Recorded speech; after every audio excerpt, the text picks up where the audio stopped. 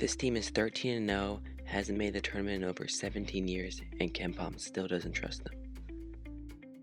Ladies and gentlemen, let me welcome you to the University of Miami, Ohio. Before we talk about wins though, let's talk about who's coaching this historic team. Miami is coached by Travis Steele, Xavier's former coach, one who has not just experience, but expectations that come with a high major job. This is Steele's 4th year at the gig, and is looking brighter right now than it ever has before. Now, although Miami of Ohio is 13-0, according to KenPom, they've had the 3rd easiest schedule in D1 basketball.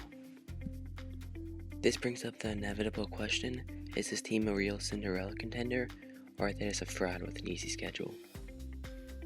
Despite the average team they've played being over 10 points worse than national average, this team's offensive metrics are still really good. To just take a quick glance here, Miami is top 35 in all metrics shooting percentage related wise, and top 10 in 3-point percentage and effective field goal percentage. This is likely due to the fact that Miami's roster is deep and can shoot top to bottom, as head coach Travis Steele said in an interview with the university. And if you look at these stats here, I think you'll get an idea as to why. However, to truly understand this team, I think you have to understand where they came from. You see, last season, for the first time since 2007, Travis Steele led his Red Hawks to a MAC championship. They had a tremendous season, finishing 23-8 and 14-4 in conference in the regular season, and were set to face the 1 seed Akron in the MAC championship. To say that the game started off well for Miami, well, that would have been an understatement. Miami was nothing short of dominant early on, knocking down 3 after 3 after 3 until their lead finally surpassed 18 points towards the end of the half.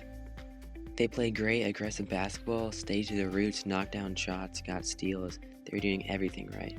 And then all of a sudden, it all has changed.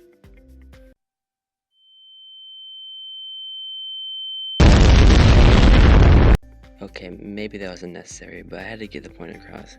Everything went wrong for Miami. Akron started hitting shots non-stop in Miami. They just couldn't get a basket.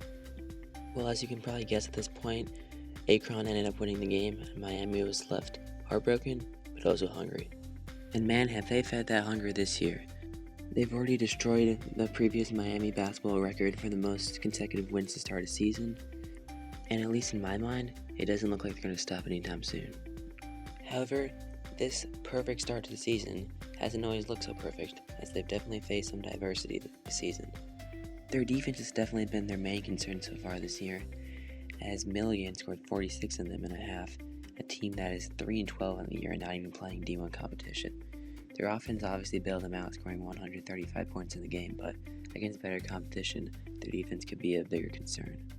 Multiple times this season, Miami has rather started really slow or had to come back in the end of games to win them, so although they are undefeated, it really hasn't been too easy to the path of success so far. The next 2 weeks should be what really defines this team, as they're at number 107 Bowling Green and then have a rematch at home against number 55 Akron in the next 2 games. According to KenPom, both these games they have less than a 40% chance of winning, but in my mind, if they do manage to win these games, that would really define this team and put them solidly as a top 100 team in the nation.